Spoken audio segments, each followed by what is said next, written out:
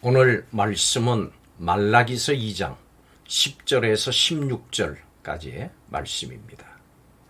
구약시대의 마지막 선지자인 말라기 시대의 사회상을 보면 첫째로 성전 제사에 있어서 제사장들이 타락을 했고, 두 번째로 11조와 제사 헌물을 하나님께 드리는 데 있어서 백성들이 해이해졌고 거짓된 자세를 가지고 있었습니다.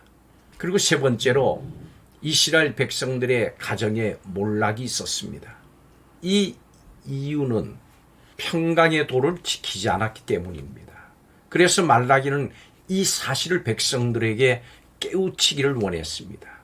당시 이스라엘 백성들은 포로 귀환 직후에 가지고 있던 뜨거운 열정과 성전 재건 이후에 순수한 신앙을 잃어버린 채로 종교적으로 형식과 위선에 빠져가지고 사회가 아주 해이해진 상태가 됐습니다. 이 같은 때에 말라기는 타락으로 향하는 이스라엘 사회에 제동을 걸고 또 해이해진 백성들의 심령을 각성시키고자 하나님의 말씀으로 이스라엘을 회복시키려고 노력했습니다. 이런 상황 속에서 당시 이스라엘 백성들에게는 생명과 평강이 없었습니다. 그것은 그들이 일찍이 하나님과 맺은 생명과 평강의 언약을 어겼기 때문입니다. 그렇다면 당시 이스라엘 백성들이 이 생명과 평강을 다시 회복하는 길은 무엇이었을까요? 오늘 본문을 통해서 살펴보고 우리의 교훈으로 삼도록 하겠습니다. 첫째로 생명과 평강을 회복하기 위해서는 하나님의 도를 지켜야 합니다. 말라기 당시 이스라엘의 타락은 무엇보다도 성전에서부터 시작했습니다. 성전 제사를 맡고 있는 제사장들은 자기네들의 조상인 레위와 하나님 간에 맺은 언약을 소중히 여기고 그 언약을 지키도록 힘써야 했습니다. 그 언약의 내용은 곧 모세 율법에 기록된 제사장들의 행할 바 거룩한 규례였습니다. 레위기서 1장에서 9장까지 기록이 되어 있습니다. 그리고 그 언약의 성격은 곧 생명과 평강이었습니다. 따라서 레위의 언약, 즉 제사장의 언약을 쫓아서 제사장들이 여호와의 규례의 도를 잘 지켜 행하면 그것은 자신은 물론이고 이스라엘 백성들에게 생명이 되고 또 평강이 되는 것이었습니다. 그런데 제사장들은 바른 길을 떠나서 레위 언약을 파괴했습니다.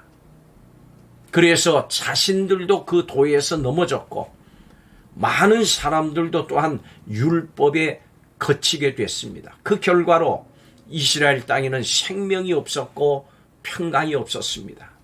그들은 살았으나 죽었고 웃지만 실은 탄식뿐이었습니다. 이유가 뭡니까? 하나님의 생명과 평강의 도를 지키지 않았기 때문입니다. 성도 여러분, 넘치는 생명의 삶, 그리고 기쁨 가득한 평강의 삶을 위해서는 하나님의 말씀의 도를 지켜야 합니다. 하나님 말씀의 도의 실체는 예수 그리스도이십니다. 말씀이 육신이 되어 우리 가운데 거하신 분이 예수님이십니다. 그렇기 때문에 예수님 안에 참 생명과 평강이 있습니다. 지금 생명과 평강의 삶을 누리며 살고 있습니까? 만약 그렇지 못하다면 예수님께 나오십시오. 오직 예수님 안에 생명과 평강이 있습니다. 두 번째로 생명과 평강을 회복하려면 내 심령을 삼가지켜야 합니다.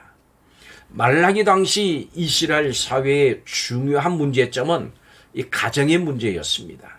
하나님의 말씀을 따라서 가정을 세우지 않았다고 하는 것입니다. 그러고도 그들은 자신들에게 복이 임하지 않는다고 하나님 앞에서 어찌 미니까 하고 목을 뻣뻣하게 세웠습니다. 이스라엘이 이처럼 가정을 하나님 말씀 위에 세우지 않은 것은 마치 일찍이 시내의 산에서 맺은 언약의 하나님을 헌신짝처럼 저버리는 행위와 같았습니다. 따라서 하나님은 그러한 이스라엘 백성들의 행위를 14절 말씀에 보면 괴사로 보셨다 그랬습니다. 또 16절에 그러한 행위를 심히 하나님께서는 미워하셨습니다. 사실 아내를 학대하고 저버리던 당시 이스라엘 백성들의 그 심령 속에는 일찍이 한 남자 아담을 위해서 한 여자 하와를 지으시고 가정을 세우신 하나님의 신성한 결혼 제도를 멸시하고 무시하는 괴사가 깃들어 있었습니다. 이것은 명백하게 하나님과의 언약을 어기는 행위였고 하나님을 향한 배반 행위였습니다. 그러니 어찌 이러한 백성에게 생명과 평강의 복이 임할 수 있었겠습니까? 오늘날 우리 성도들은 하나님과의 언약을 저버리고 자신의 소욕을 쫓아 행하는 괴사한 사람들이 되어서는 안 됩니다. 그곳에 생명이 있을 수 없고 또 평강도 있을 수 없습니다. 생명과 평강의 복을 누리기 원하는 사람은 자기 심령을 삼가 지켜서 하나님과 맺은 언약 안에 머물러 있어야 합니다. 성도 여러분, 우리는 십자가 구속의 은혜로 구원받은 사람들입니다. 노예된 옛 땅 바벨론에서 기환해서 이제 시온의 땅에 거하는 기쁨과 구원의 백성입니다. 이제 우리의 삶은 생명과 평강이 넘치는 삶이 되어야 합니다.